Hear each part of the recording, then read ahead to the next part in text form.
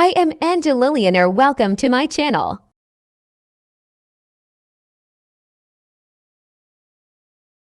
Hello po. For today's video, gagawa ako ng citro na bag. Gagamitin namin sa rally. Kaya ngayon, magbibigay ako ng idea kung anong pwedeng gawin na bag na matibay din. Ginamit ko dito ay pine screen na may haba na 13 inches tapos ang lapad na 10.5 inches. Ginawa ko siya kasi maganda siyang gawing bag kasi matibay ang materyales. Para hindi tabingi, kailangan sukatin siya every side magkapareha. Maliban sa pine screen, meron akong hinahandang para handle, bias tape at saka zipper. Yung bias tape, itahi natin siya bawat gilid para malinis siyang tingnan, para rin siyang may design. Yung tinay ko una, yung para sa pocket sa harap. Lagyan ko ng bias tape every sides para malinis siya tingnan. Tapos may mga pang-hold din para maging matibay yung strand ng bawat tela. Inuna natin yung pocket kasi mahirap na siya tahiin kung nabuo na. Kaya una itahi yung pocket. Yung pocket na yun sa harap. Pagkatapos siyang mapiping, attach natin siya sa may bandang harapan. Sa pag-attach, dapat sukatin natin bawat sides para hindi siya maging tabingi. Balance lang siya bawat side. Kung ano sa kabila, sukat. Ganon din sa kabilang sukat. Tapos sa may baba, tansya na natin na hindi naman siya sagad dun sa pinaka-center. Tapos yung pocket natin sa loob, yan na naman ang lagyan natin ng piping para malinis siya tinan bago natin i-attach. Pagkatapos nating i-attach yung mga pocket, i-final din natin siya ng bias tape. Lagyan natin siya ng bias tape para malinis. Yung sa pinagharapan na pocket, tinatansya ko siya na may lalim sa double na lalim sa cellphone na nakahiga para hindi siya madaling makuha.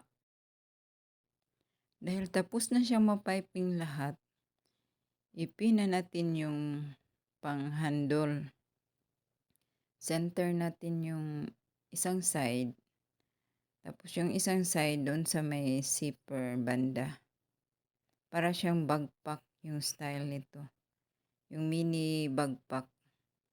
Center din natin yung handle para hindi naman siya tabingi. Balance yung every side. Din pin natin yung zipper. Itapat natin doon sa markings bago itahi para mag-balance din siya. Ipailalim na lang natin yung handle sa zipper bago natin siya tahian. Para sa pagtahi na natin sa zipper, dire-diretso na siya. Tapos i-double stitch na lang para matibay siya ang hawakan. Ang ginawa kong handle, hindi siya masyadong mataas. Yung tama-tama lang kasi kung naka-motor ako, tama lang siya sa may dibdib. Tapos yung zipper din sa kabilang side. Kailangan din balance din siya sa opposite side. Para pagka nag-attach na yung magkabilang side, hindi siya magtabingi. Yung pocket sa loob, kasya din siya yung cellphone. Isang cellphone sa bawat section.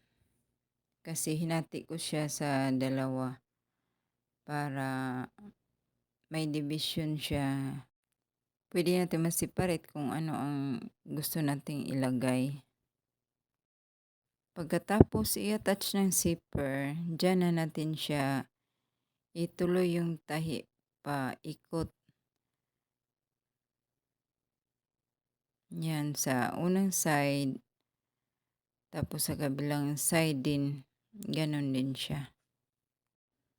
Para maging malapad yung sa may puwitan, itahi na lang natin pa-triangle yung pinakadulo, tulad nito. Sa may bandang handle, doon natin siya itupi na pa-triangle. Tapos kung anong sukat sa kabilang side, ganon din sa kabilang side para pantay. Pagkatapos, ibaliktad natin kung tapos na natin natahian. Mas matibay siya kung double stitch yung gagawin. Ako karaniwang ginagawa ko yung double stitch. Kasi minsan nagpapatid yung sinulid. Pwede rin tahian ninyo sa bawat gilid ng zipper para smooth yung glide ng zipper. Kasi matigas yung side at kailangan pa natin i-flat yung bawat side para hindi siya yung zipper pagka sinasarado natin. Yan yung finished product. Ang ganda, 'di ba? Eksakto lang yung laki ng bag sa mga gamit ko.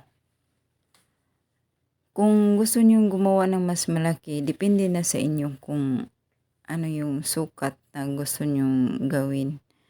Yan na siya pagkatapos nilagyan ko ng mga gamit. Hindi siya masyadong masikip. Tama-tama lang yun sa mga gamit ko na dadalhin. Pasok yung cellphone, battery pack, tapos yung wallet, liniment kasama na rin dyan. Para kung may sasakit ang tiyan or sasakit ang ulo dahil sa init or anumang panahon. Sa pagod at dami ng tao. Kung nagustuhan, pakipusuan. Until next time, paalam.